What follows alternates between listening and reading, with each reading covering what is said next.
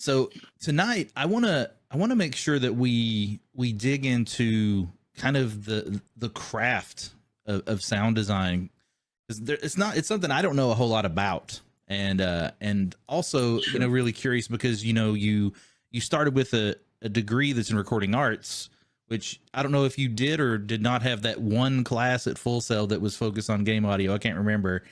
It didn't exist yet, so I did not. Right. So you didn't have any like game education, right? So I would say I was mostly self-taught. But I had all the recording stuff applied in terms of giving me foundations I needed to understand, just the craft of recording and signal flow and how to use the equipment. And the two audio post-production classes I had, even though they were geared towards film and television sound, there was still a lot of stuff that translates. It's not an identical job, but that's, there's enough similarities there that I took things from that class that were very useful. yeah. Or from those two classes. Yeah, that makes sense. So when you jump out into the industry, and we talked about how you did a few you did contract jobs at first until you got that first big gig. How do you, like, as you're stepping into the industry to do sound design for games, like, what is that skill set? Like what, just at a basic level for us that aren't too familiar with that side of things, what is it that you provide and that a company that's looking to hire someone would be expecting out of you? As somebody starting? Yeah, someone starting, like when you started. Well, I can tell you what it was when I started, but it's very different now compared to then. I get that. The expectations are very, very different.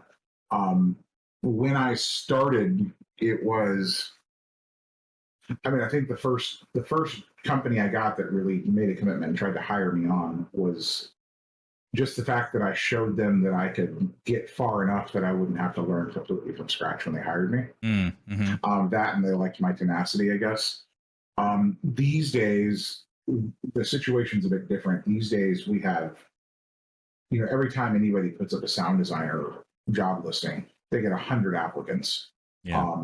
Maybe, and I'm not exaggerating, I swear to you, like maybe 2 to 4 or 5, maybe 5 portfolios are actually worth a callback. That means like 95% of the reels we see just they don't cut it at all. So what they're looking for these days is a couple of things, and it's going to vary by company and size of the team. But generally speaking, they're looking for somebody who, even if they're not an amazing sound designer, they've clearly got the instinct for it. Like if you look at their portfolio, whatever they send you, they're clearly trying to communicate things with their sound. They're trying to reinforce parts of gameplay or part of the narrative. So we're looking for somebody who has the instincts and can do that, versus just plastering sound everywhere or missing really obvious important things. From an implementation perspective, if somebody knows how to get around in Unreal and or Wise and do some damage, that's great. It keeps us from having to teach them from nothing. Being kind of a power user of whatever DAW you use, that's digital audio workstation. Most game studios don't mandate which one you use, which is very different from film and TV where everybody has to use Pro Tools. But having one picked out that you do use and being very, very fast with it is important. So, I'd say those are the things we're looking for entry-level people. Beyond that, positive attitude, punctuality. I always like to bring this one up because it sounds kind of silly, but like I watch like crazy for typos on resumes. Yeah. And people are like, oh, who cares if there's a typo on my resume? And my answer to that is I care, because if there's a typo in some script you check in, or there's some typo somewhere in Blueprint and you check it in and you take the build down, yeah, it hurts a lot of people. So that's like one, attention to detail is what I would generally say, but that's like one warning sign. If there's typos everywhere, that's usually like, okay, don't call this person back. Somebody asked in the chat preference on Wise versus FMOD. They both kind of do the same thing with a very different interface. I would say Wise is more broadly used. I don't want to express this as a preference because I've worked with both and I can use both, but and I don't feel super strongly about either. But Wise is certainly in use a lot more in the industry than FMOD is. Mm. So if you're gonna only learn one, I would learn Wise. Sorry, do you mind if I just answer Absolutely. chat questions as they come up? Just Cool. if you don't mind, just giving like a little, a little blurb about what you're answering. Yeah. Okay, sure. So J. Palmer, I guess, asked preference on Wise versus FMOD. These are audio middleware options that you can connect to a game engine and use as your audio tool. So yeah, I would recommend Wise only because it's more broadly used. Yeah. So you're more likely to run into it. Executives asked how important is previously knowing musics and tones or being musically inclined. I don't know. It's not critically important, but there is certainly a trend I've noticed where most sound designers have played in bands or noodle with instruments or play around. Like it's important to be aware of it, and it's important to be able to understand the basics because you might find yourself editing music at some point, or you might find yourself working on a scene or a feature that's very musically heavy and you want to build your sound effects and tune them to the key of the music so that they fit better, or make them dissonant from the music for a particular reason. So having the awareness is good. However, don't feel like you have to be like a piano whiz or formally trained in music to do this stuff, because we don't. And honestly, I would also say, like, I would even be cautious about overselling musical skills, because another thing we often see applying for sound designer jobs is what some of us call the backdoor composer. And that's the person who is a composer, really wants to be a composer, but they'll do a sound design job until they can get that composer gig. And then once they get in the door, A, they're always looking out for a composer job to run off to. Yeah. And B, they want to write the music for the game. And they're suddenly in-house saying, hey, I want to write your music. And, well, we need you to do other stuff, not write our music. And so a lot of us get very wary of hiring people that look like they might be like that, because they tend to create problems. Yeah. Well, that's also similar to one of the reasons that people hesitate to hire someone that's overqualified for a position in general, right? Because you're concerned as a hiring place that, they're not going to want to actually do that job for very long, potentially. Yeah.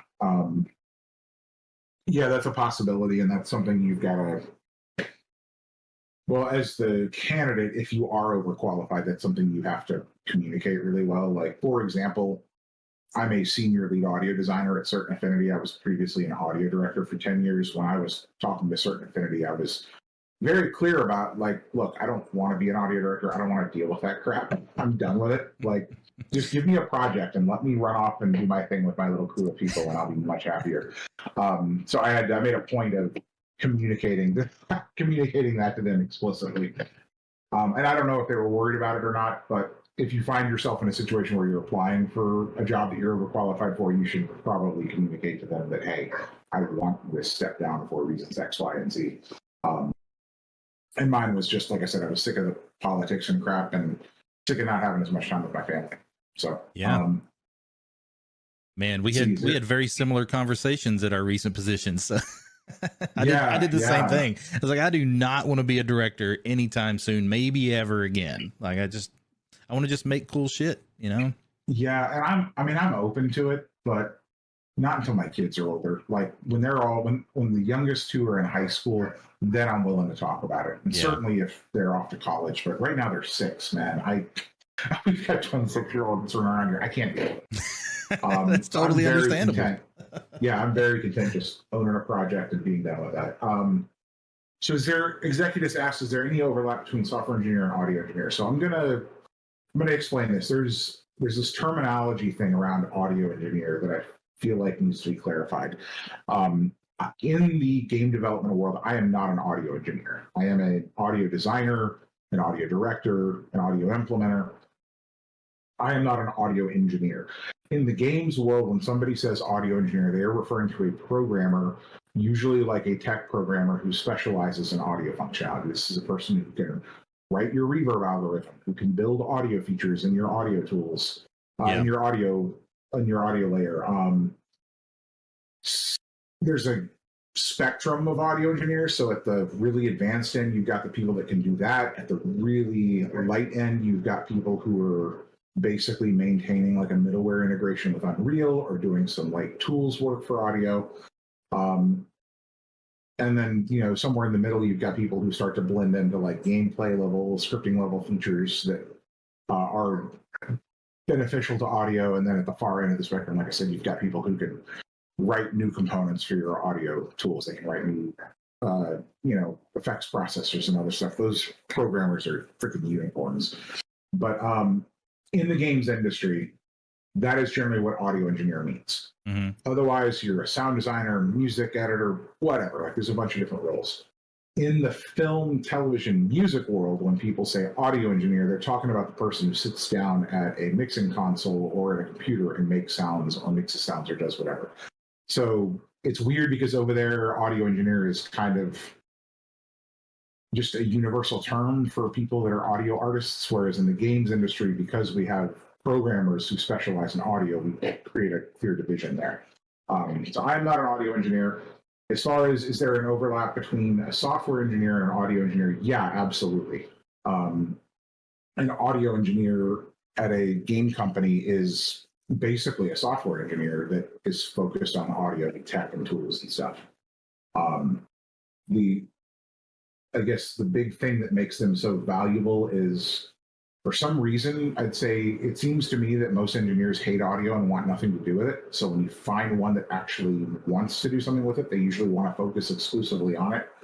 And they're really hard to find. So if you find an audio engineer, they're like, keep them very happy and don't let them run off. They're hard to find. Let's see. I am so not the guru. Oh, you're good. I want to be a unicorn. My daughter wants to be a unicorn as well. I don't think that's the same kind of unicorn. No, oh yeah, I get what you're saying. EP Tool experimented a bit last year with spatial audio targeting Dolby Atmos and realized it was fairly complicated. It is and it isn't. Dolby Atmos is fun. Dolby Atmos is kind of weird. Like Dolby Atmos has become this big thing in the music and film world, and us in the game audio world are kind of like, oh, we've seen this before. Like it's not a big deal to us because we've been, for a couple of console generations now, flying audio objects around the world, and then it gets just folded down into stereo or 5.1. Like that's how we've always worked. The big difference for film and TV and music people is they've never had the power to just grab a sound and fly it over your head and do all these other things, which we have. But yeah, Atmos is complicated. It's really cool. I'm working with it a bit on a current project, which is not really an NDA thing because just about everybody at every studio is working with Atmos these days. Yeah. But it's fun.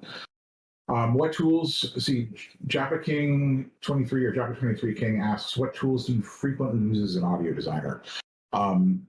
So there's the boring stuff like, you know, Google Sheets, Google Docs, like all the crap that you use just as a general office job. But audio specific tools. So I'm going to give you a list, but I want to preface with saying don't go buy these things because most audio designers I know in the game industry have their own unique little set of tools. So these are the things that work well for me, but they may not work well for you. I use Reaper as my primary DAW. I use that because I'm really fast with it and I can customize it like crazy, and I just really fall in love with that. I use a bunch of plugins for it. Geez, God, there's so many of them. I have like 400 or 500 plugins now. It's crazy, and I don't use that many of them. I'm sad to say. I bought way more than I actually use, but FabFilter Pro Q is the EQ I use all the time. SPL Transient Designer is a transient designer plugin I use all the time. I really like the FabFilter tools. Let me get it down to groups. I really like the FabFilter tools. I really like the Sound Toys plugins. There's a plugin called Triad from Unfiltered Audio that I use quite a bit. I've been very down the rabbit hole with the plugin Enrage by Boom lately. Hmm. which is like a modular plugin that you can use to design your own effects processes. Um, and the reason I like it is a couple of other people at work have it, and I can now recreate effects processes that I would use 4 or 5 plugins for in a single plugin, and then send them that preset, and they can use it, and they can send them to me. So it's pretty awesome. I use Valhalla Vintage Verb a lot. I use oh crap, who makes it? They've changed ownership like 3 times now. Isotope has a plugin called has a pair of reverb plugins, Stratus and Symphony, that I use quite a bit for doing reverb stuff, Altiverb. But again, these are all plugins that I've found work well for me.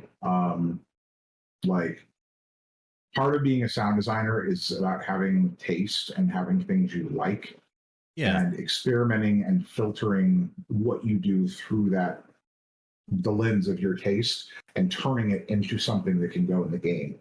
So I find those tools work for me because my ear likes them. That doesn't mean they're the right things for everybody else, if that makes sense. Yeah, totally. I think that's really important. Like, I think in every discipline, at least in games for sure, using the medium that you can be most effective in, that makes the most sense to you, and also puts the creative output in the way that you're most interested in, right? Like, I think that makes a whole lot of sense. Yeah. Is this just Andrew J. Ryan asks, you didn't say would you kindly, but he asks, is this just open Q&A? How do you approach gunshot tales? Gunshot tales, I do a few things for those. It kind of depends on the gun, and it depends on what's working when I'm sitting there designing it. Like on a different day, on a different gun, my answer might be different. But some of the things that I regularly try are taking real gunshot tales from the recordings and compressing the hell out of them to make them super loud. Sometimes I print just the burst of a gunshot, like just the initial transient of the explosion, through convolution reverbs, through algorithmic reverbs. Like I've done both and printed the results to use as things. Sometimes I take things like recordings of thunder, recordings of gun ricochets, distant explosions, other things, and I'll blend them into the tail and fade them in and out to add more character to them. I guess the answer is kind of all of the above. Regarding baked in with switches, that really depends on the game in question, but yeah, I definitely like to do stuff for exterior versus interior differently. If I had my way, every space in a game would get a unique tail for every explosive weapon in the game, but you start to do the math on how many guns does the game have times how many interior spaces does the game have, and it just gets way out of control. So you have to find some place to compromise. When you are printing the results, I mean recording the output. So what I'll do is let's say I'm creating a gun tail for a sound. I will play the explosion, like just a little slice off the top of the explosion of the gunshot, through a reverb, and I will record the output of that reverb, and then I'll use that as a layer within my gun tail design, if that makes sense. Yeah, whenever I say I'm printing something in an audio context, that just means I'm recording it or turning it into a new audio file. Re-recording, resampling, or printing is a big part of my workflow, at least. And a lot of people I know do the same thing. I'm curious, and this might be a dumb question, but what is the ratio for you or for most audio designers of taking sounds that are from a library or going out and recording your own? Like, is there a general method? Is it like, hey, we've got a sound from this library, we don't need to record it, or how do you kind of approach that? Yeah, it's a tricky thing to answer because there's a lot of variables to that. And I don't know how to give you the ratio because I guess I've never really tried to identify like what the ratio was on a project that I finished. Right now I'm on a small team, so we don't record nearly as much as we would like because we're busy, right? We got to get stuff into the game. We almost never just pull a sound out of the library, though. We're almost always processing it, tweaking, doing something to it, whether it's pitching it up or down, speeding it up or down. applying effects, processing to it, cueing it, compressing it, and doing whatever. So it's a pretty rare day that a sound just comes out of the library and goes straight into the game. I'm not going to say never, because I'm sure it's happened at some point, but usually you've got to do a little bit of tweaking to get it to sit right. The goal ultimately is to find the right sound for whatever it is you're working on, whether it's a door close or a monster screaming in your face, right? So what sometimes drives these decisions, aside from just like how much free time do we have, if I sit down to make a sound for something, I'll start looking through my library for stuff. And the library is a collection of sounds I've recorded plus libraries that have been purchased for us to use. And I'll start looking for components that I think will fit. And again, also in addition to sounds usually get processed, sounds often usually get layered too. It's not normally one sound lifted out of a library and put on something. Often the sound you hear in a video game is a composite of like 3 or 4 pieces, or sometimes even more, that make up that sound. So use a doorknob as an example. We'll say, let's use The Last of Us as an example, even though I didn't work on it. But if you open a door in The Last of Us, it's a post-apocalyptic world. It's dirty, it's grimy, everything's broken and worn down. So you may have, just in opening the door, you're going to have the hand touching the knob, turning the knob. How squeaky do you want that to be? You probably want it to be at least somewhat squeaky to sell, squeaky rattly to sell the fact that everything's old and worn down, right? Right. The pull of the door, the squeak of the door hinge, how quickly does the person release the thing? Do they turn it back to center? Do they let it go and it quickly snaps back to center? If they let it go and it snaps back to center, how quickly does it do that? How rattly is it? Like, there's all these little things, right? And so, in building that, you'd be like, okay, I need a doorknob turn. I need a rattle. I need the sound of the door hinge. I might need the sound of the bottom of it scraping the, carpet underneath it, if there's carpet underneath it. Like, there's so many layers that can go into just a single moment of sound. It's hard to pinpoint exactly, but maybe that gives you a slightly better idea of how these things are assembled. So if we can't find things, that'll usually force us to go record them. If we can't find things that'll work for it. But yeah, our ratio of recording to just using stuff out of libraries and then processing them and layering them is not great. But again, it depends on the studio. Like, some studios, they have lots of staff and lots of time, and they go out and record tons of stuff. So it sounds like, I guess what I'm kind of wondering is, it sounds like you kind of look to see if you have something that works first, and then if you don't, you try to go get it. I do. Although if it's something that I can tell from the beginning is going to be a key sound that's really important, then I might just say, hey, I'll put some intent in, but we're going to go record this if it's something that I know is pretty unique that needs to be special. Gotcha. So, like, I can't think of a good example of this without spoiling.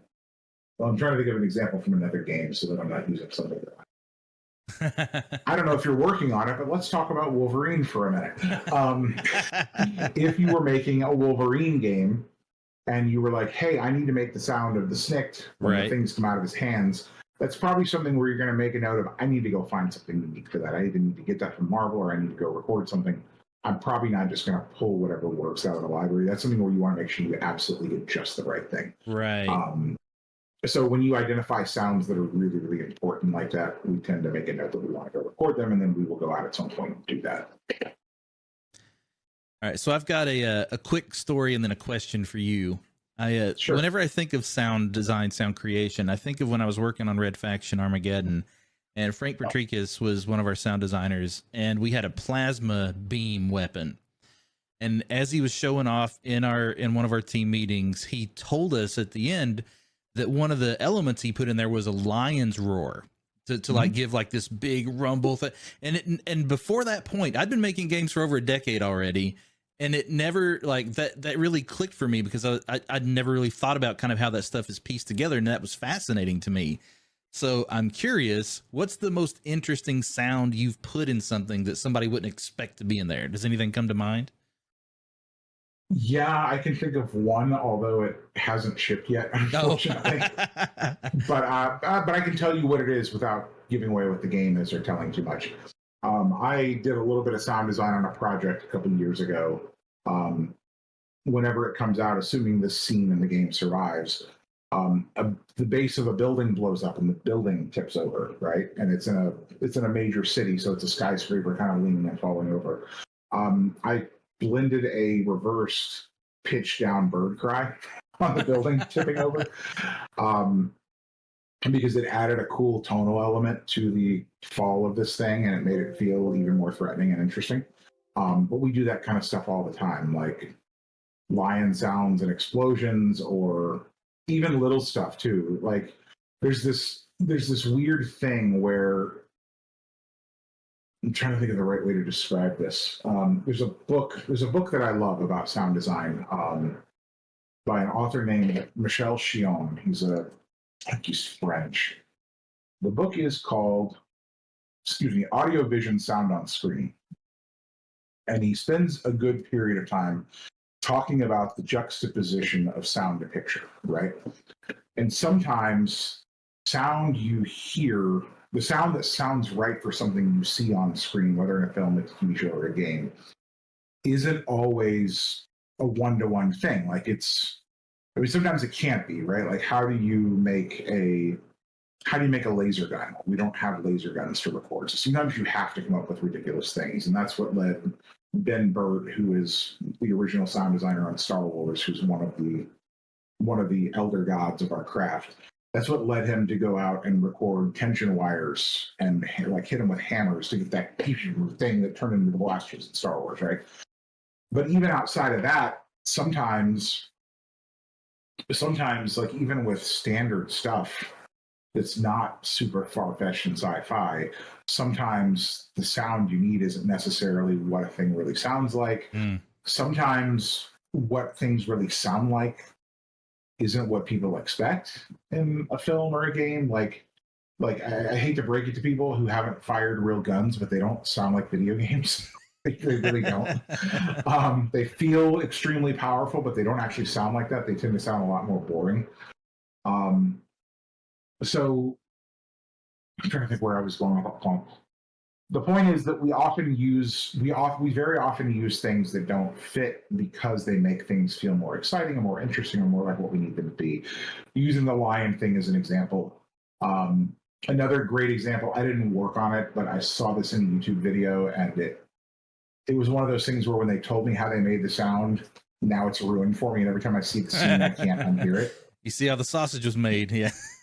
Right. So in Tron Legacy, there's that scene where he jumps up in the air and he catches the little piece for the light cycle, and the light cycle forms around him, and then he lands on the ground and speeds off, right? And there's this little thing as the thing comes together around him. It's this little ticking kind of sound. The way they made that, I shit you not, they took a deck of playing cards, held it in front of a microphone, and flicked the cards one by one into their hand. And once you know that and you go watch that scene again, you're like, that sounds like a deck of playing cards. Like, it's clear as day. But in the context of the scene, without knowing that, it works perfectly. Like, it feels totally right. So we do stuff like that all the time. We have to find the right thing. And honestly, something I do sometimes, especially when I'm really stuck trying to find the right sound, is I have a randomize button in my sound library. Sometimes I'll just either leave the whole library open, or I might limit the scope a little bit, but I hit random and I go through and start listening to stuff without even reading what it is. Just listening for something that sounds right for what I'm working on. And that was actually how I landed on the bird sound for that building falling over. Was, I don't remember what search term I had, but there were some birds in the search results, and I randomized it, and I have this little slider on my sound library so I can turn the pitch down, turn it up, and I turned it down and just sat there and didn't look at the list, but listened to each sound one by one. And then I was like, that, and I heard something. I was just like, oh, that sounds cool. I'll put that in. What is that? Oh, wow, it's a bird. Okay, whatever. I just throw it in because it works. No, that fascinates me, because like we do that kind of stuff all the time, right? It's about the end result, right? And it sounds like sometimes you don't even, when going into it, you don't even know exactly what you want until you hear it, right? Like, and it's true with design as well. Some sound designers swear up and down that they hear the thing in their head and they try to recreate it, and I believe them. I sometimes hear it in my head, and when I do, I go digging for the things to recreate it. But I'd say at least half the time, when I sit down to make a sound, my thought process is I have no idea what this is going to sound like. I just know I'm going to find something because it's my job and I'll find it. Right. Yeah. Problem solving, right? Until something works. Yeah. I think it's actually important to say that, because I think that's where at least a good chunk of people are, right? And that we don't always have the solutions, but we know what the problem is and we know we're going to solve it. And that's most of what game development is. Yeah, I would argue it's more than just game development. It's creativity in general. Mm-hmm. Like, I don't think most creative people can sit down and just generate something fully formed right out of their head at the drop of a hat. And if anybody can, I'm very envious of them. It's what we do is controlled play. Like, we play within context. Like, hey, I need to make a gun sound. Okay, well, I'm going to sit here and play around with my tools with some source material until something starts to click, right? Mm-hmm. It's like shoving Legos together, man. And it's kind of stressful at times because you have a clock ticking and you have a timer and you have to get it done by a certain deadline. But like, I feel like the way to be creative, at least for me, is to just keep trying stuff and having the taste to know when something is good or worth pursuing, if that makes sense. Yeah, absolutely. It totally makes sense. It's a plastic kind of very faint sound of them clicking together, unless you squeeze it together really fast and then it clicks maybe slightly. Executives said what sound is shoving Legos together make. Well, at least that's when you're putting them together when they're fitting. Otherwise, right, it's just smacking the plastic together. Yeah, that is the sound effect in all the Lego games. Yeah, you're right. Yeah. So I'm curious, what do you, are there times, and if there are, how do you handle this, when you're severely limited in what you can do to create a sound? Like, are you limited by the size of a library, or are you, or is it that, are there times where, you just don't have at your disposal what you need to do something or whatever? Like, but when you get a challenge, you're like, I don't have the things in front of me that I need to do this. How do you approach that? Well, it depends. If I have access to money, I will sometimes go buy the thing I need. Yeah. And that's kind of a thing. We've had this interesting thing happen in the last 5 to 10 years where we have a couple of major sound effects library companies that put out these massive libraries full of sound effects, and it's everything you need, except not really, because there's lots of little gaps in them. Right. But we also have a lot of these little boutique sound effects providers that are often one or two people that sell really like hyper specific libraries of sounds. So you can go to one website and buy for like $20 a handful of recordings of Tasmanian devils, for example. Or you can go find a library of, I just saw one today where somebody took an electromagnetic interference microphone and recorded a plasma ball like you would buy at Spencer's, things. Yeah, he basically screwed around with one of those and a little plasma ball for a day and got a bunch of interesting sounds out of it. And he's selling that for $15. Like, there's tons of these little hyper specific sound effects libraries that you can go get and supplement your library. So my library is a couple of really big ones with a lot of little ones that I purchased over the years trying to find things that I needed for a specific job. It also depends on like what kind of sound it is. If I'm working on something that's set in the real world or more fantasy, I have to keep it really, and I want to keep it really organic and realistic sounding. That limits my options more and makes me lean more heavily towards finding real recordings that I can manipulate a little bit. If I'm doing something where it's like robots and laser beams and sci-fi stuff, then I can start throwing 10 plugins on something and just screwing with the settings and trying to come up with something cool. How natural the sound has to be dictates like some of the solution to that, right? Sure. They can give you more options, I guess is what I'm saying. Another thing that we sometimes fall back on, and I kid you not, this stuff ships in games and films all the time, is making sounds with our mouths. We do that sometimes. I'm going to tell somebody else's story, but I wish I could remember what scene it was. I'm not big into the Lord of the Rings trilogy, but a guy you and I both know, Dave Farmer, also a Full Sailor. Oh yeah. He had a scene in one of the one of the Lord of the Rings films where he had some little mice interacting with something and he needed sounds for that. That sound is his daughter when she was little. He put a little handheld recorder in front of her and had her make mouse sounds, and that's what he put in the I did not know that. Yep. That's awesome. Yeah, we do shit like that all the time. So it just depends. There's lots of ways to get around it, but it's either make something with your mouth, grab a microphone and go record something, go buy a little library, or if it's sci-fi, just start, banging things together, so to speak, with your plugins and see what you can flop us. Yeah. Yeah, we were talking there's earlier. Usually never one answer to it either, so it's about finding one of the right answers, I guess. That is the same across most of development as well, I think. There's always multiple ways to do something. Something you said earlier got me thinking a little bit. You're talking about with the Last of Us with the door example, right?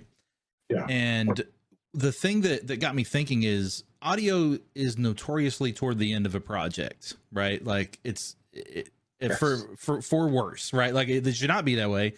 We're trying to make it better, but the example you gave was really interesting to me, because when you're talking about things like, the half click of the door, or like, these very specific things that through iteration and design and, in gameplay, we might find that, we need to make those changes. Right. And so if, you've put in a sound and then we change kind of like the speed at which the door moves or those things, now you've got to go rework that sound. Right. So is that like, talk to me a little bit about where you guys tend to fit in and what kind of brings that stuff about? Where we get in, where we fit in. Sorry. Just now I've got too short in the brain. Thanks. No, we try to get involved as early as possible. Obviously, things change. This is the life of sound effects and VFX, especially. Like us, those two departments are at the end of everything. Yeah. And it's frustrating, and I don't have a good answer for it. Like, there are things you can do to try to mitigate the damage of that somewhat. A lot of things you can do. You can communicate well with the teams upstream of you and help them to understand the kind of headaches they create. You can prioritize what you're working on based on how done things are and how your creative director is responding to things in the build. There's a lot of stuff you can do. It's a really nebulous, challenging problem. I will say, though, that it's good to get audio involved as early as possible. It frustrates me when you got another shot. It frustrates me when companies don't involve audio early on, because it sets us up for failure by keeping us to the end of stuff. And it's not just about having time to do stuff too. Like, as an example, if you have a design team or an engineering team, let's just go with design team. If you have systems designers and designers in general who are not used to working with audio, they'll build systems that work from a gameplay perspective and maybe even a visual perspective, but can completely screw over the audio team in terms of getting sounds out. Yeah. I'm going to pick an example from the COD days. There was a handful of the COD games had double jumping in, right? And on one of them, the way double jumping was initially implemented, there was really no differentiation between a jump from the ground versus a double jump once you were in the air already. The game had no awareness of that, and it's been so long I can't remember why. But how the hell do you hook up a double jump sound to that? Right, yeah. Like, you got to have a hook for that. If your character's got like a little rocket booster that doesn't visually do anything, but you want to hear a little when they do the second jump, if there's no way to differentiate between whether it's a first or second or third jump, how the fuck do I put a sound on that? Yeah. And it happened because they built this system and said, oh, we'll tell audio when we're done, and then they can make us a sound. And they just didn't think of it. And if they involved us in the discussion early on, we would have said, okay, well, cool. We're going to have normal jump off the ground, sound like a normal jump. But then once you're in the air, if you jump again, we want to do something different. And that would have inspired them to say, oh, yeah, I guess we should track that as a state or something. Right. So that we know what the hell's going on. And we got it fixed, but like, just multiply that across every feature in the game, and you can have issues like that all the time. Well, you're coming in defensive too, right? Like you're coming in trying to you're coming to watch your own back at that stage, right? Instead of a collaborative thing, we're like, here's what we would like. How does this affect everyone? What's a solution we can come to, together that's best for all of us? Right. Whereas when we're able to get in the room earlier, we can, take the collaborative approach, which is what we like. And sometimes we can positively influence things too. There are all sorts of things we can do to help. I mean, first of all, most audio people play games, so we have ideas too. Right.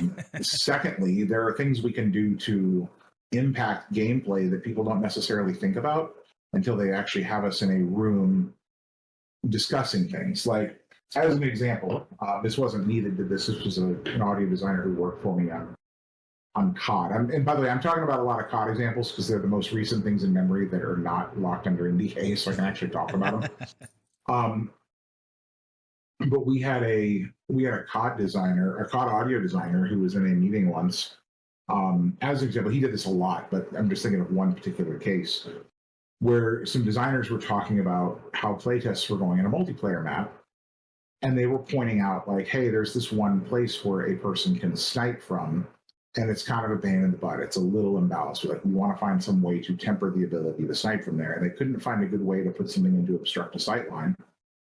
And he was the genius who said, well, hey, why don't you put something in there that I can put sound on and mask the noise? So that way they can sit there and snipe all they want, but they won't be able to hear the footsteps of people sneaking up on them and react to it.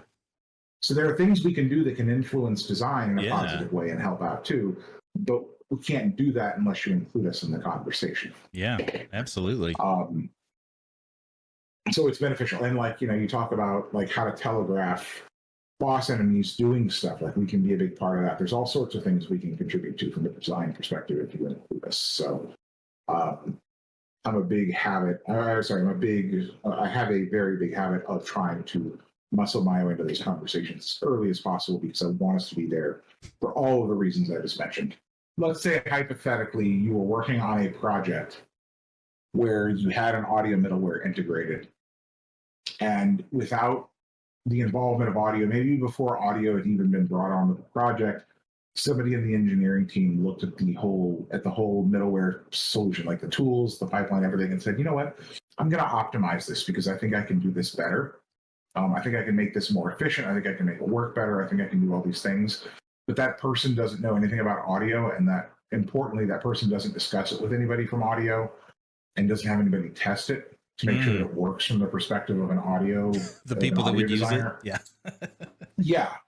So you might end up in a situation where your profiler tool, instead of showing you the name of game objects and their locations in the space where they're playing sounds, no longer tells you the locations where they're playing them and no longer tells you what the names of the sounds are or even what the name of the object is. It just spits out a bunch of text, just random numbers and letters as part of his optimization, because these objects don't need to keep track of names for themselves. And then you're looking at your profiler and you're like, how the hell do I even parse this anymore? Like, what am I supposed to do with this? You might run into a situation where he decides to optimize the reverb system and doesn't test to verify that it even works after he's done. Interesting. Yeah, you can tell this. My eyes twitching a little bit. This came from a real life example that was unpleasant. It's like we love collaborating with engineering when they actually have time for us, and the experience has been mixed. I mean, I'm not a fool. I don't think audio features are the make or break thing for the sales of a game, obviously. So I understand why engineering doesn't give us all the time in the world, but you've got to work with us some, because if you don't, you might break our stuff without helping us at all. Yeah. Yeah, I've only had that happen once, but he knows about it. Thanks, he knows about it. It was not fun. It's funny. The guy meant well. Yeah, that's what I was going to say. Best intentions and best intentions, worst results. It was bad. Yeah. Well, I mean, I think that's a perfect example of why collaboration is so important across the board in this industry, right? Like, everything you do is affecting someone else at all times. Yeah, nobody should. I would say this is a blanket statement. Like, no engineer should ever be screwing with another discipline's pipeline or tools without at least discussing it with them. Yeah. And telling them what's going on and getting their input. and having them test it. Like, I mean, imagine if they said, hey, we're going to completely rewrite the animation pipeline and we're not going to include any animators. Like, holy crap, that would be insane. Yeah, what absolutely. would that do? Yeah, it's not good. Collaboration is important. And that's again, to go back to the thing about having a positive attitude and things we look for when we're hiring people. Like, game development's a team sport. If you want to make games by yourself and not have to listen to anybody, go make an indie game with luck. Well, that does not work at the AAA level. It just doesn't. And at least in my experience, people like that get weeded out pretty quickly. Yeah. I don't know if you've seen the same, but that's what I've seen. Oh, absolutely. No, I completely agree with that. It's collaboration and, positive attitude and, those kind of things go such a long way. Like, the thing that I can't stand at all is two things: arrogance and what's the right way to say that? Someone that doesn't share, someone that's a reclusive, Yeah. right? Like, I can't stand it's not ready for consumption yet, right? Like, this is game development. It's not ready for consumption until it's shipped, right? Like, we need to be iterating and looking at it the whole time, whatever it is. So I agree with you. However, I will say I have seen some studios where the culture is not receptive to that. And I think it's a really bad problem. Yeah. But there's a certain studio out there that I do not work for currently, that I've actually never worked for, but I collaborated with them as a co-developer long ago, that at the time, basically, if anything went into the build that was anything less than shippable quality, you'd have a creative director saying, what the hell is this? Why does that look broken? Don't put that in there. That Like, is, and I thought it was terrible. that is absolutely wild. horrible. That place was very broken. But yeah, no, I agree with you. I try to encourage people, put stuff in, even if it's work in progress. I mean, don't put something in that's going to break the build. But that aside, put things in and iterate in place. And then, yeah, the arrogance thing is, who the hell likes working with people with big egos? And I mean, I don't. And well, I'm not going to say the person's name, but one of the best sound designers in this industry, I would argue, has got a horrible attitude. And I'd never work with him willingly. I don't care how good he is. Most people, I don't want to deal with that. So you've really got to keep your ego in check. Try to be a kind person. Like, it will serve you well. If you're getting into our industry, be kind, be collaborative, be helpful. Don't be a jerk. Yeah. Like, it's not hard, and being a jerk will.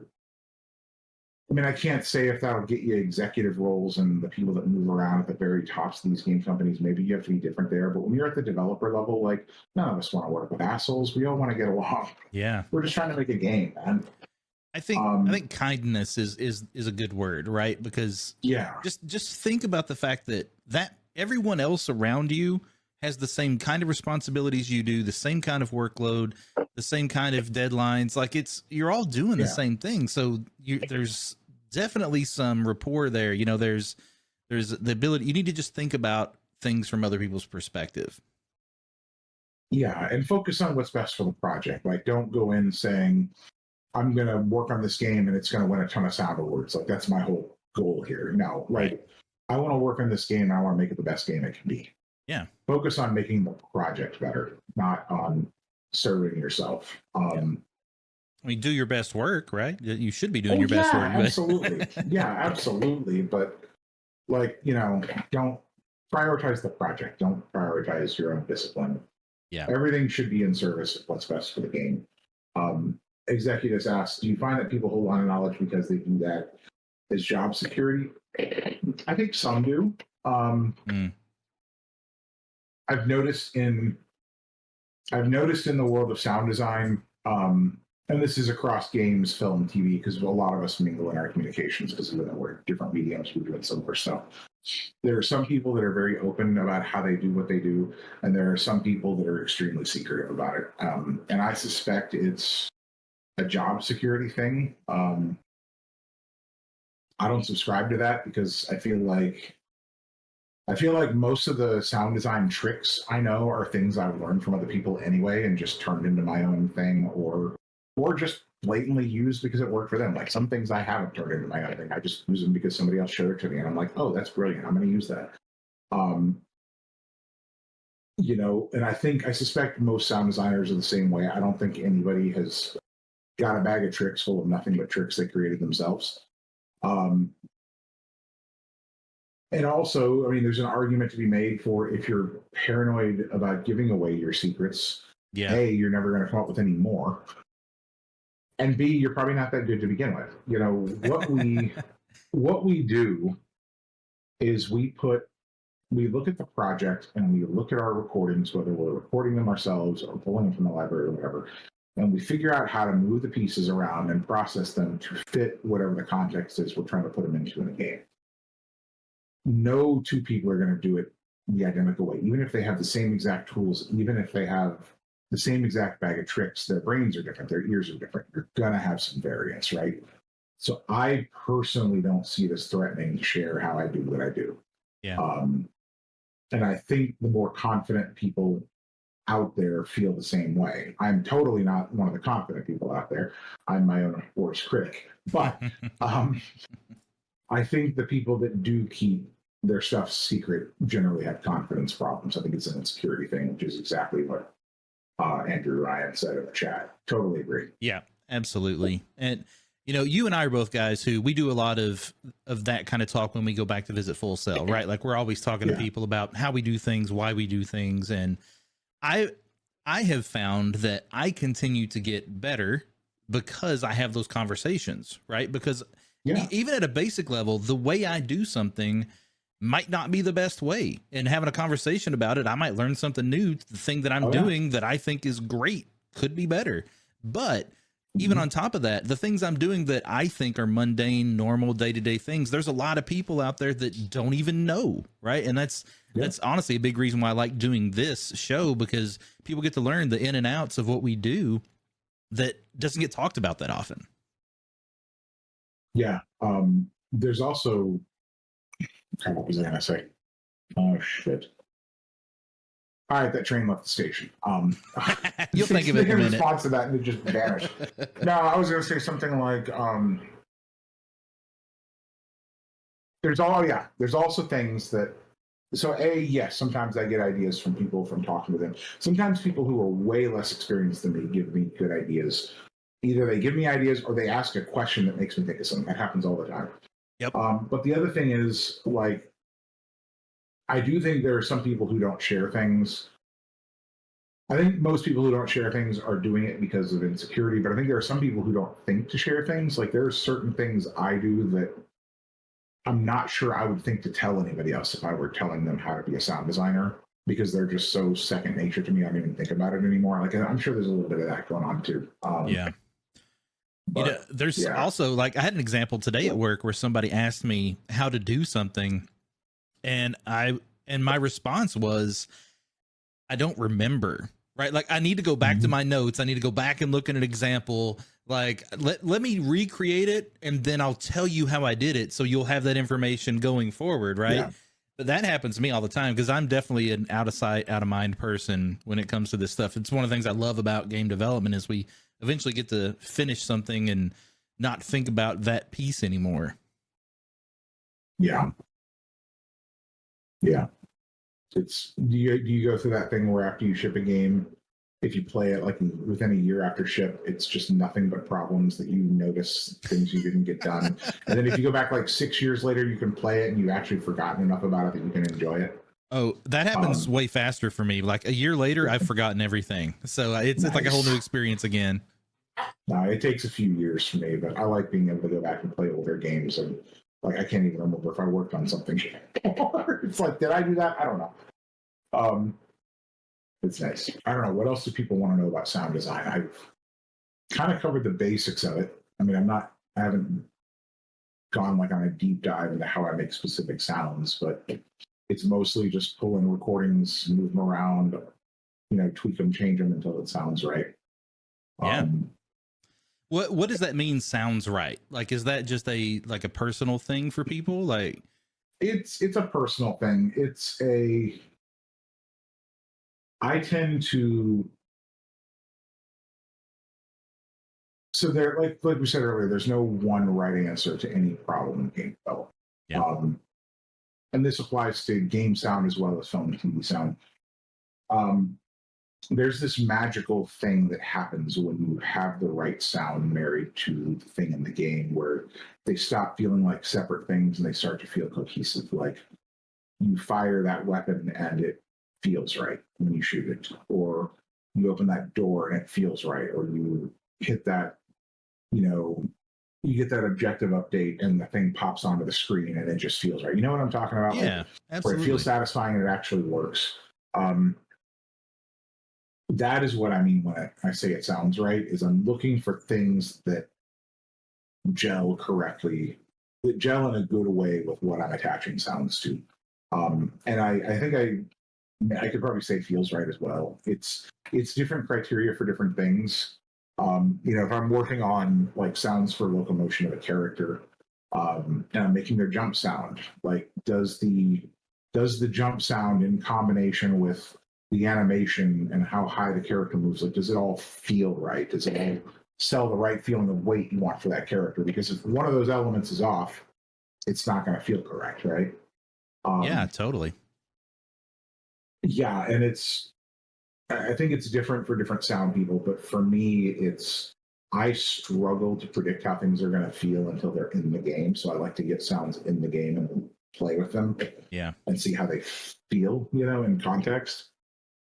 So yeah, when I say I'm looking for things that sound right, it really feels like half my job is just trying things until something works. And I've been doing this long enough that when I'm trying to build certain types of sounds, I know some of the things to go for, and I know some of the processes to go for.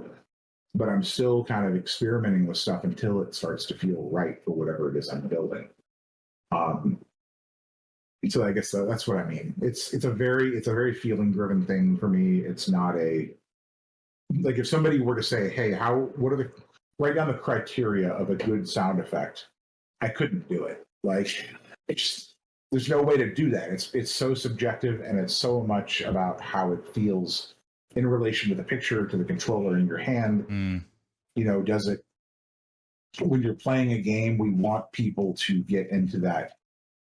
I mean, in the film world, they call it suspension of disbelief. I'm actually not sure if there's a term, maybe you know of one, but that feeling where the rest of the world goes away and you forget that you have a controller in your hand and you feel like you are one with the game and you're playing it and what you're thinking is happening on the screen. You know that feeling I'm describing? Flow, yeah. It's like a flow state with the game. We want people to get to that. And so you want sounds that reinforce that, not distract from it. Yeah. Maybe that's the best way to explain it. Immersion, yeah, immersion's a piece of it, though. I don't use immersion for that because I feel like sounds fall into three buckets. There's information, immersion. Oh God, the whole core of how I am a sound designer would just vanish from my head. What was the third one? Oh yeah, emotion. So immersion, emotion, information. Like those are really what I feel like the three main functions of a sound in a game are. So immersion's only part of it, but yeah, it's all about trying to find the thing that feels right. I'm kind of talking in circles on this. Oh no, you're good. There's a good question. Ryan. Yeah. I was going to bring up that question for him. He's asking, what are the elements sound designers early in their career? What elements that people don't often do that well? Yeah, there's a lot. I can't cover them all because they're all different, but some of the big ones that stick out to me are lack of attention to detail, lack of ambient detail. You're one of the things you learn early on, especially if you're able to look over the shoulders of other sound designers, is people put a lot more detail and movement into sounds than you probably think they do. Even things like moving so on a gun tail, since somebody asked me about gun tails earlier, I'll often have the volume fader on that gun tail not just fading out over time, but also wobbling up and down and kind of moving in a regular pattern, because that feeling, that movement of it makes it feel a bit more realistic. It makes it feel like it's more an environment, more natural. Yeah. So, doing little things like that, EQing sounds layer together well. There's all these little details that people don't think about. when they're younger, they're more just kind of slapping sounds in and trying to put sounds to each thing they see on the screen. Right. Yeah. So that's something that's missing, is like lack of ambient detail and lack of attention to detail in the authoring of sounds. I see a lot of demo reels from young sound designers that are emotionally flat, I guess is what I would say. And what I mean by that is they're looking at what they're seeing on screen, and in a very literal way, they're putting a sound on everything, but they're not thinking about, well, hey, that sound is really important. And while that's happening, maybe that other thing in the background doesn't even need a sound. Like maybe it can just be silent because it's not important. Or it can have a sound, but it can be so quiet it doesn't matter. Lots of stuff like that. And those are the things that really catch our attention about young sound designers. We sometimes see people where the sound's maybe not that well executed, but you can tell they're trying to push and pull things based on the emotional or informational content of them and how relevant they are to whatever the player is experiencing. And that usually catches our attention. It's like, oh, they get it. Like they get the push and pull of this stuff. Well, now what you're actually talking about, which we haven't discussed, is the mix, right? Like kind of like that's that importance, right? Of what has kind of the dominant, presence. Yeah. Although design choices matter for that too. I would say you should put more effort and more detail into sounds that are more relevant to the player, and less effort and less detail into sounds that aren't. Doesn't mean you should like do a half-assed job. Just, are you going to spend more effort on a character's magical ability if they're shooting a fireball out of their hand, or on some person moving around in the background of a scene, right? So it happens at the design level, but yes, it also happens at the mix level. Figuring stuff out. Mixing in games is really hard. It's a favorite subject of mine, but non-linear mixing is really complicated. Man, so much about games is just so much more complicated than people realize, right? Because at a simple level, we never know what the player's going to look at, where they're going to be spatially. Yeah. Like we have to think about all those possible scenarios and making sure that what we have at least works for everything they try to do. Yeah. This is the one place where I really get envious of people who work in linear media. Yeah, right. But I also really enjoy getting it right. So it's fun when we get it right. The mix is difficult. I usually tell people we don't mix the game, we teach the game how to mix itself. And what we do is we have to build systems, priority systems for sounds based on distance, based on importance to the player as we've assigned it. Yeah. Based on the loudness of the sound. We build these systems that kind of mix themselves, and we have to sit there and experiment with it and fine tune it. For every sound you put in a game world, you have the option to have or not have an attenuation, which means, how much quieter does the sound get over distance. And right. There's a real world attenuation, and then there's the game world where, hey, maybe you don't want it to be realistic. Maybe you want more threatening sounds to have a longer attenuation curve, or maybe you want that curve to look like this instead of like this. Some things we need to make sure the player hears it regardless of where they are, right? Yeah, and some sounds you don't have attenuation on at all. You just pan them to the right location so that they're coming from the right direction, but you don't turn them down at all. There's how do sounds get filtered over time. There's how do they send to the reverb over time. So there's mixing at that level that happens in the design of the sounds and in the initial implementation of the sounds. And then once you have all that, you have all these sounds mixed into what are called buses, which are groups of sounds. So you might have player sound effects, and under player you have categories like, his Foley sounds, his weapons, his abilities, whatever. And then you might have an enemy category, and you might have a world category, you might have a UI category. You then have to go through the game and say, hey, in these circumstances, we want you to push these particular sounds up and down. And some of it may be like hand scripted, like if you get into a case where you're like in an in-game cinematic, I always think of Half-Life 2 where people are talking to you and you're kind of locked in place. Mm-hmm. Like you might be able to do it linearly and force the bus volumes to certain settings. But if stuff's happening dynamically in the game, you're doing things like, hey, if a mortar explodes near me, I need that to apply a mix state for a certain period of time based on the distance between that mortar and myself. So there's like all sorts of moving pieces to it, and it's really about building a gigantic Rube Goldberg machine of mix changes and hoping it all works. And you can almost always break these things, but you want to cover the majority of cases as best you can. That's what we ultimately do in games most of the time, right? And when people are talking about how did this bug get through, it's usually not that we didn't know about it, and it's not that, you know, it's that we try for the bulk of cases, right? What are 90% of people going to see? That's what we start with. And then whenever these edge cases show up, sometimes we're like, you know what? The amount of work it would take to fix that edge case that such a small percent of people are going to see is not worth our time, right? Or not that it's not worth our time, is we don't have enough time in the schedule to do it, right? Yeah, because we've got 15 other things that people are far more likely to encounter. Right. Like we'll never ship a bugless game. It's not going to happen. We don't want to ship a game that's a total disaster. I'm not going to name any games, but some games have shipped as like a total duct tape together mess, and I hate that people ship games like that. Yeah.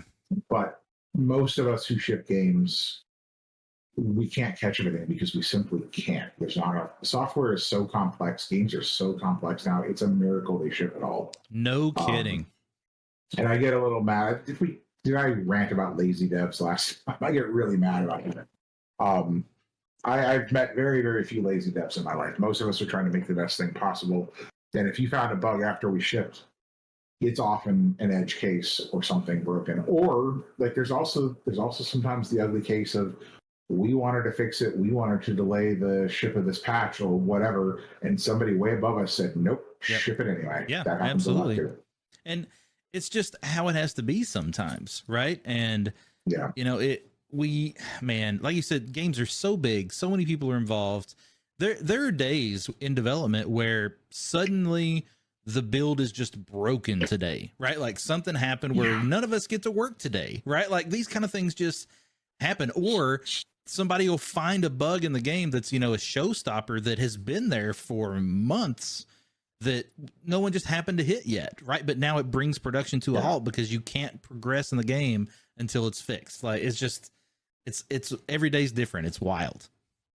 Yep, and there's hardware variability too. That, you know, especially in the PC world, but even in consoles, like there are revisions of hardware that we may not have been able to test on for some reason, and then it gets out there, and you're like, oh, all the Xbox 360s that shipped in the first year after launch have this problem that we never saw because there was a hardware revision after it, and all of our test kits are newer. Shit, like that kind of stuff happens. Or also people that don't like, there was a time when you could not connect to the internet, right? And not get a console update. It's like, oh, if you have the bare bones version of the console, this problem's going to happen. You know, like there's just so many things. I hate to say it, but there are still people who can't. Not many, but there are still people out there who can't. And I have unfortunately been on games that have shipped that are unfinishable without a patch. I believe it. I can't remember if I mentioned this last time. Advanced Warfare, the ending was changed after it shipped. Oh, really? We patched in a different ending. Yeah. So if anybody gets the original pressing disc of that game on a console, I think on PS4 or Xbox One, and that's not connected to the internet, and you play it, assuming some other bug doesn't stop you, if you get to the end, there's a different ending. Interesting. So it wasn't completable in the off disc. That's what you're saying. Like there was something that was found later. I think it was completable. I think it was completable off the disc, and I think it was.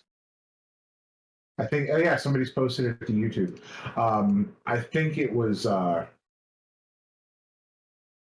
I think that game was finishable all the way through, and I think it was Advanced Warfare. I'm not 100% sure. It's been so long, but I get that. One game I worked on, and I think it was Advanced Warfare. They actually changed the ending after it shipped. Well, it wasn't after it shipped. It was in that weird spot where we'd already shipped it off to be manufactured. Right. But the game hadn't actually made it to players yet. When we've gone gold, right? Yeah, it had gone gold, and we shipped a 0-day patch that actually changed the ending. And so some people out there got that unpatched game and played it and got to the end and saw a different ending than the rest of the world. So it's weird, but it happens. Game dev is weird, man. It is definitely weird, and that definitely happens.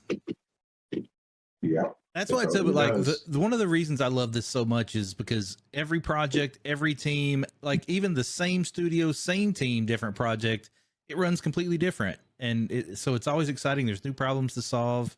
I love it. So I'm curious. Why I keep doing it. Yeah, well, yeah, that is why we keep doing it, right? You know, I was thinking about this the other day. So our industry is very young, right? And you and I are roughly the same age. The industry was somewhat established when we started, but still very young. I often think, how long are we gonna do this? You know, like, are we really gonna retire at, like at retirement age from making games? Is that what's gonna happen? Like, we be one of the first generations to do that. We might be. I mean, it's kind of a tricky question, man. Ageism is a thing in our industry at some studios. That freaks me out. Like, am I going to get to an age where game studios are going to say, no, we don't want to hire you? I heard a joke from an HR person once, not where I worked, or not where I work currently. Sorry, yeah, a place I used to work. I'm not going to say where, but I once heard an HR person jokingly say in a meeting, "We want somebody with 20 years experience, under 30, with no kids." So I was like, yeah, that pretty much nails what you want. So I don't know. I don't want, I mean, I do want to retire and I don't. Like, I don't think I'm ever going to want to stop doing sound or making games. I enjoy it too much. But I certainly want to get to a point where I am financially independent enough that I don't have to work. Sure. Most of my absolute favorite games are weird indie games that probably couldn't afford me as a sound designer. I would love to spend my later years working on games like that. There you go. I think it'd be a lot of fun. And I'd be able to say, you know what, pay me whatever the going rate is for an indie game sound designer. I don't care. I want to work on the game because I want to work on the game. Yeah. Yes, I know fire is for people who don't have kids. Damn it. Quit reminding me. Thanks, you just said that. I'm not gonna. Mine's gonna be more like firm, financially independent, retire middle age. That's what I'm after. I can retire early, but earlier than everybody else. I'm trying. So that to me is like the ideal. Is that? But I mean, I think I would get bored, and I say that because I've had a few gaps where I've had even like a few weeks or a month, like between leaving a job and starting a new one. I lose my mind, man. I can't not have stuff to do. And I mean, I find things to do. I start projects, I work on things, but I don't like not having something to do. And my mom is now retired, and I'm seeing it in her too. She's 72 years old, and she's working on craft projects. She's in a local community, like as a treasurer. She's doing shit because she can't stand sitting there doing nothing. Yeah. And some old people can sit around and watch TV all day. She cannot, and I will not be able to either. It's just not my nature. But will the game industry allow us to get to that age? I don't know. I hope so. I think it will. I think it will. Well, what I'm starting to see is the value. Is like people are starting to understand the value of that experience, right? And companies are seeing, at least what I am seeing is that companies are valuing it, right? And so I no longer have a concern that's at least a possibility. Maybe a bunch of us will get together and just do some really cool shit, and that's we'll just do it on our own time, and it'll be awesome. Like I could see something like that happening. Yeah, and to me that's what it's about. And it's actually, I shouldn't even make it about the game. Like, to me, it's even more about the people. Yep. Like, I'm very fortunate right now to be working at a place where I really love the people. And I met these folks because they worked with us when I was at Reagan. They worked with us on Modern Warfare Remastered. That's how I get to know these guys. Like, I would work on a Barbie game with the sound crew, not because I'm into it, but because I like working with them. Yeah. Like you'd have to put us on a project that was so horrifically against my values and ethics for me not to work with this group of people. That to me is like the most important thing. And that's why I'm like, I don't know if I'll even retire, because I want to work with cool stuff. I want to work with cool people. And what we do is fun. And I don't know, like now you've got me thinking, like, is there a day someday in 10 or 20 years where a bunch of us Full Sail folks all retire from our respective employers and just start a studio together? Yes. That could be really fun too. It's going to happen. We can be fully remote, right? Like we live in an age now where we can all live wherever we want. We can do. It might be nice to all be in Orlando too. Well, I mean, I'm not a big fan of Orlando necessarily, but just because there's a hub there for all of us to congregate at, that might be kind of cool. Yeah. But yeah, no, that would be a lot of fun. Kind of embarrassing, Mark. But yeah, I don't think I'm going to retire. I don't know what retirement looks like. I hope you're right, and I hope companies see the value in that. I have certainly, in my experience, seen the value of that. I've worked with engineers and designers who are 10, 20 years my senior, who are just absolute badasses, and they are so worth every penny they're paid, because they get stuff done right. Like maybe not the first time, but the first or second time they get the stuff together quickly, because they have failed so many times before. They know how not to fail. And that's super, super valuable. Is there anything that is on your mind you want to make sure that we cover tonight? Anything that you came in hoping that we would discuss? Well, I wanted to talk a little bit about sound design and what the process is like. I wasn't going to get super deep because I don't know if how many people watching are actually sound effects designers. But no, we touched on that. We talked about how it's like taking the ingredients and putting them together and trying them out in different time relationships, layering them, whatever, applying processes, and just trying to find the thing that feels right. That's a big part of what we do. It's a really cool job. It's a lot of fun. It's really challenging at times. It can be really frustrating. Like I sometimes have periods where I go through a day or two and just nothing's working and it sucks. But I guess an important thing to say for any aspiring sound folks that might be watching is that is normal, and knowing that it's not working is important, because that means you have the judgment to know when it's good. And I will not name his name, but a sound designer I shouldn't say way older than I am, because if he hears this, he might be mad at me. A sound designer who's way more experienced than I am, who's a bit older than me, but not that old. I asked him about this once, and he said, "No, I don't get everything right, Mark. Like, you don't see the 180 times I get it wrong before the one time I get it right. I've just learned how to go through all those wrong versions of it really, really fast." That is what our job is. So if you are trying to become a sound designer and you're putting stuff to picture and you're layering and experimenting and things aren't working, you have to keep going and keep trying new things, and eventually things will fit together. And the more you do it, the faster you get, because the more you learn, the more experienced you are with it. But you have to keep doing it, and don't think that all of us who do this and make a living at it can just imagine a sound in our head and instantly pull it out of our butts and put it to picture, because most of us can't do that. Yeah. There's a few who can, and they're really lucky, and I hate them. But most people can't just do it instantly. For most people, the creative process is a very challenging process. So if you're struggling, you're doing it right. Yeah, man, that's it. Other than that, I'm here to answer questions. That is, I think that's true across all disciplines in game development, right? And the more that I see, something that you just made me think of is, the more that I see what current people that are just entering the industry that go through, game programs and, have a high level of, knowledge as they enter the industry, that are way ahead of what we had when we got into the industry.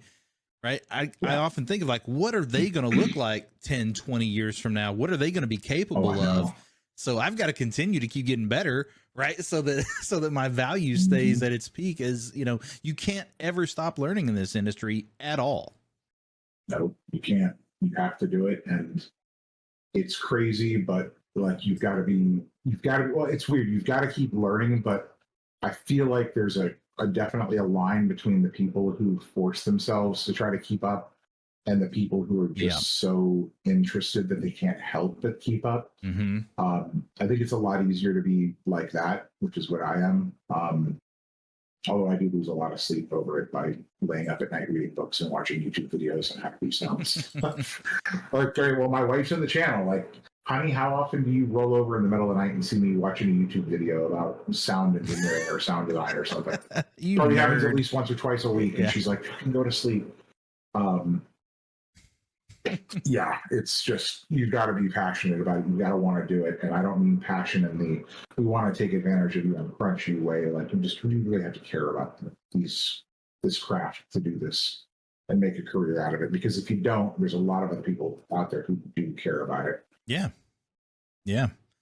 It's interesting because I always say we have to keep learning in this industry. And a lot of times because the tools we use and things that are evolving, but your own process, the more that you experience, the more that you know, whenever you're thinking about how to approach a problem, the more experience and knowledge that you have about that particular subject gives you the right way to approach that problem in an earlier attempt, right? Well, and the experience from all the times you've had to solve the same exact problem before, because I was just thinking, as you were saying, our tools keep evolving, but sometimes they devolve and we have to resolve the same problems again. That's ridiculous. But it's also cool because then you can look at it and say, well, I've solved this problem 3 times before. Here's what I learned each time. Here's how I'm going to fuck it up less this time. Right. Yeah.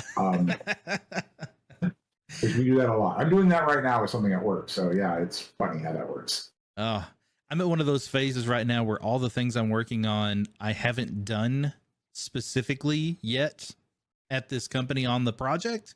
So I'm learning a lot just in like, how do we do that? Like what, and so there's a whole lot of just like, oh, I've done something similar many times in the past, but how do we do that here? Like how was it done on the previous game? Like that kind of stuff. And that's a hard brain place for me, right? Where I'm like when I'm almost learning from scratch, like I know how to do this in other places, but now I've got to like figure out the right way to do it now. That can be exhausting. It can be. It's challenging. And it's challenging, especially when, I'm not trying to sound arrogant by saying this, but sometimes I have worked with other teams and seen like, oh, they have the way they've been doing this for a long time, but I know a way that's much more efficient and better than that. And then you're not just learning their way, but you're also trying to steer them towards a better way. That can be really challenging too. But I've had both. I've also gone into places where I've learned things and I'm like, oh, wow, this is a really brilliant way of doing this. Why did I never think of this before? Yeah. I feel dumb. That happens to me all the time. Oh, yeah. Oh, you're on Spider-Man too. Nice. Yes, I am. Our youngest son will be thrilled. Spider-Man is the greatest human on earth in his eyes, and he plays Miles Morales and Spider-Man all the time. So he'll be ecstatic when that comes out. Oh man, I can't wait for people to see it. It's coming along very well, and I'm a lifelong Spider-Man fan too. He's been my favorite superhero since I was little. Nice. So it's a dream come true in a lot of ways for me. I'm super excited. That is cool. I gotta work on a Batman game someday. That's if I want to check out the superhero, that's mine. Preferably one where he kicks Superman's ass, because then I'll be able to show that to Frank Sherry and be like, "Here you go, bud, check it out, play this."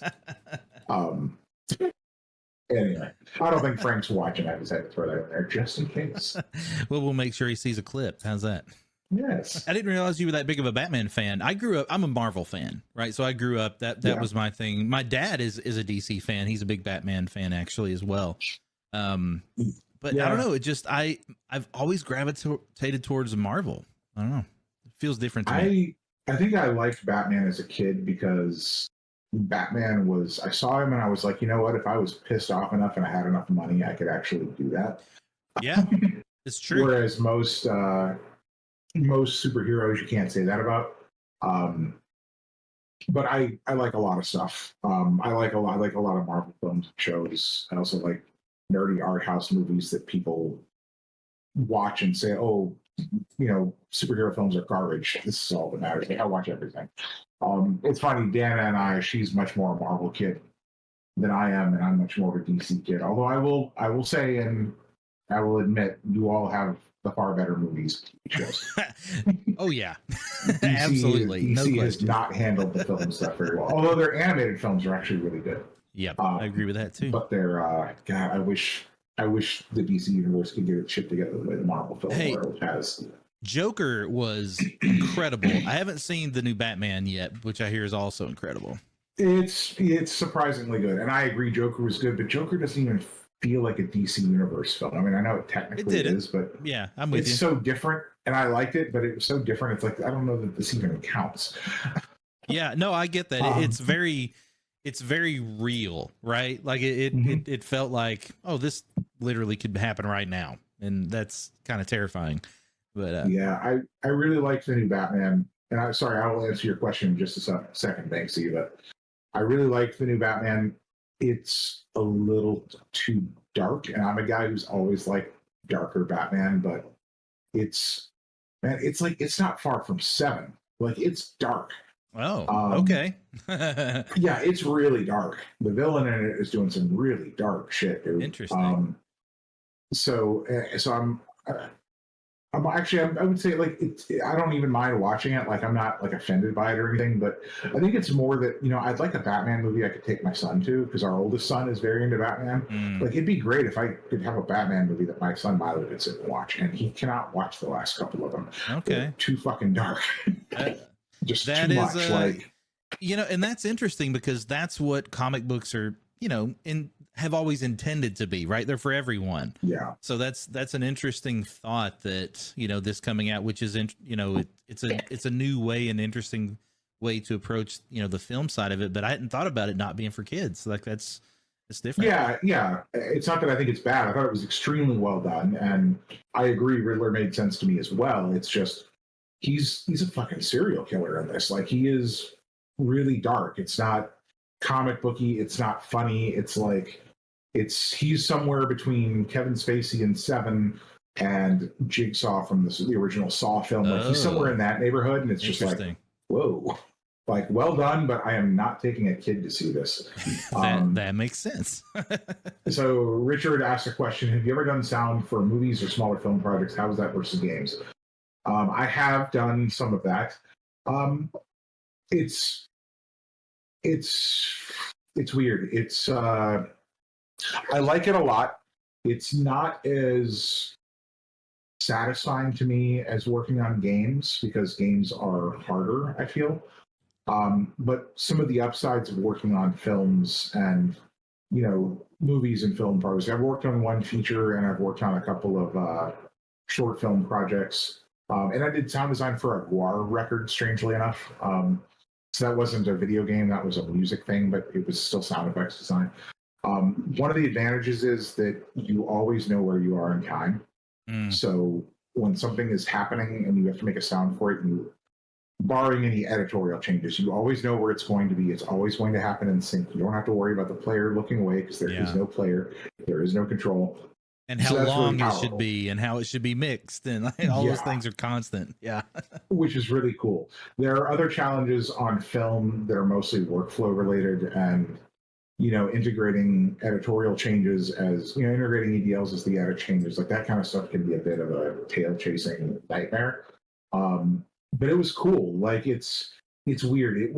I felt it was easier, and I kind of went through a phase where I was like, I almost want to move into film, because I think it'll be easier and I can focus more on the creativity of the sound design. But I came out of it feeling like I actually like the creativity of the problem solving in games. And I think I would miss that if I ever went totally towards film. But I hope I get to keep working on them as side projects, because as little side projects where I help friends out on things they're working on, it's a lot of fun. And I learn a lot of stuff. Like, the feature I worked on, I did dialogue editorial work on that. And so I got to see the process of recording, editing, and mixing dialogue for a film. And I actually learned a handful of things that I'm now taking back to my game work from that experience. There are also some extremely talented sound designers working in the film world. And there's a lot to learn from folks like that. So I don't know. It's a very different discipline, but it's cool. I would say it's easier to go from games to linear than to go the other way. Learning how to do things non-linearly is a lot harder. Yeah,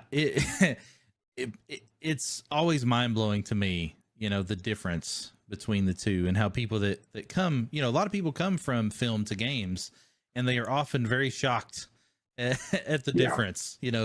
Animation is a big one, sound is a big one where, it's just a whole different world. Yeah. Can you real time? Yeah. I Right. mean, I know there are people, I'm sure that's a big shock. I know nothing about VFX and animation and film, but I'm sure the fact that you can't render it offline and you have to do it while the game is running is probably a big shock to people making that jump across. Yeah. With us, it's the idea that, you don't know what the player is going to do and you have to handle all these possibilities. And you don't get to make one sound for something, you get to make 20 versions of it. Like, there's so many things that people just don't think about. Yeah, absolutely. So there's a question in the chat that I'm curious if this is any different for audio, but do you know whether Visa support is offered for game audio roles in the US or only from a certain experience level? Here's what I think I know about that. And I say what I think I know because I haven't been in a position where I've had to deal with it for a year or two, and I don't know if shit's changed recently. The way it worked was you would have to get what's called an H-1B visa, which is a visa that a company requests by saying, basically, we need this person. They are an expert in whatever field we're hiring them in. And you submit an application to the federal government saying, hey, we need to hire this person for this. It's somebody we can't get in the US. They're an expert. And then there's a lottery to get those visas. There's always more applicants than there are visas. So I would say it is technically offered for game audio roles. Yes. It's not explicitly offered for game audio roles, though. Like, game audio people will go into the bucket with a lot of other roles. As far as whether it's limited to an experience level, that's kind of fuzzy to me because it really depends how well the company can argue that they need you, if that makes sense. So it's like, I can't say that only an audio director or only a lead sound designer or a senior sound designer could pull it off. They might be able to pull over a junior if that person has, or a mid-level if that person has some really specific experience that they need. Having an established work history can also help. Like, for example, let's say you were this is totally hypothetical, I'm just making it up, but let's say, for example, you were a sound person who worked at Sony in Europe, like maybe in the UK, and you wanted to move to LA and be part of the sound group at Sony Santa Monica. Even if you were mid-level, I think that would help their argument to say, well, he's worked with Sony for 3 years as a sound designer. He's familiar with our internal processes. He's familiar with our tools. He's familiar with how we do things. We need to put somebody in this role in Santa Monica. We need this person. We need a visa for this person because we don't have somebody locally that we can do without a crap ton of training. Like, you can make arguments like that. Does that make sense? Yeah. So it's tricky, but I don't know if that's changed, and I don't know what the current allotment of H-1Bs per year is. I know it's tricky, and I only know about this because I've tried to hire a couple of people from outside of the country before, and it's a massive pain in the ass, and it's very expensive. Yeah. So the company has to really want you. That's the big thing I've always heard. A lot of companies just don't even consider it, right? Because, it's the cost of getting someone comparable that's already a citizen is, vastly different, right? So it's way cheaper overall. Yeah. But like you said, in the cases where it's like, hey, this person is an expert, we, and I think that's the case where, people will make a bigger case for that kind of thing. Also, bigger companies tend to have more, they're more likely to have those roles available and have been through that process a lot. Yeah. Yeah. And I think, like I said, I think doing an internal transfer within a company makes it easier. You mentioned that that he's Australian. There are a handful of game companies in Australia. I know it probably doesn't help for me to say this, but I would try to get in with some of those and get experience, because if you work for like 2K Australia, you might have an easier time trying to transfer to a 2K studio in the US if your goal is to get to the US or to Europe or Canada or wherever. That might be a good way to do it. I've known a few people in Australia. It is hard to get into game companies in the Western world from Australia. It's hard down there. I'm sorry. I know that challenge because I have a few friends down there, and I've heard about how hard it is to get work down there. Whereas Australia is kind of where I want to retire. If I can pull it off. It seems like a wonderful place based on everybody I know who lives there. I would love to visit. It's on my list. Yeah. I want to avoid all those parts where things are going to try to kill me, though. But you know, yeah, that's like 80% of the country, right? But, all the they cool have parts. Amazing spiders down there, which my wife will love. Oh no, that is my least of favorite of things. So I don't want the that. other thing, Andrew. The other thing that might help you out is do whatever contract work you can just to help build up a portfolio. That might be easier. I know that's not a great answer. But yeah, I would keep. I would apply to places like Ubisoft and such. Keep trying to get in, but also work on whatever indie stuff you can.